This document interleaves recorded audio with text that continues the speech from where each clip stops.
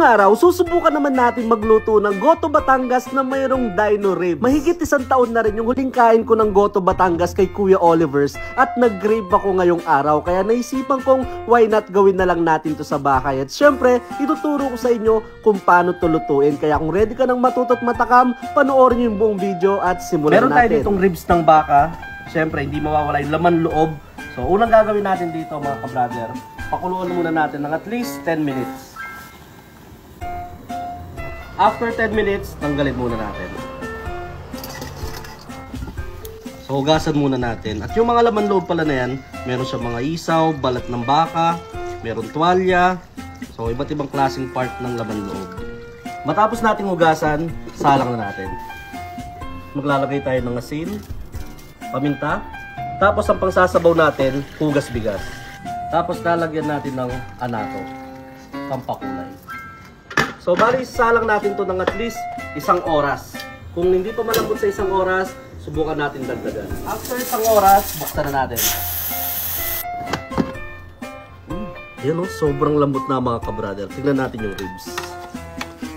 Yan. Buhayin pa natin yung mga laman loob.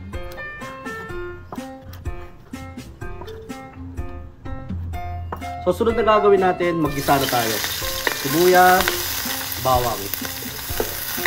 Lagay na natin yung mga hiniwang laman loob. Buhos na natin yung sabaw. Uy.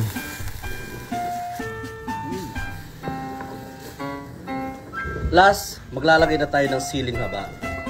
So, pakuluan lang natin yan ng at least 10 minutes. Tapos, ready to serve na yung ating Goto Batangas.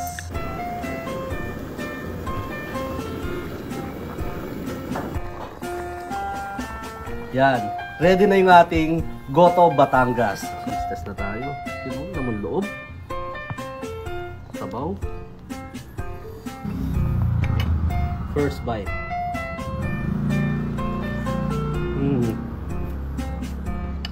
Siyempre, yun o. Hindi natin palalagpasin yung napakalaking ribs.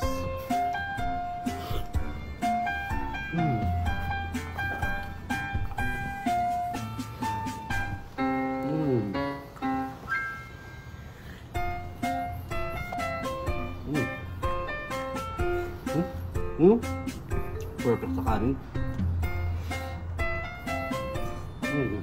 Ito sa kalambot to. Nahulog. Tanggal na.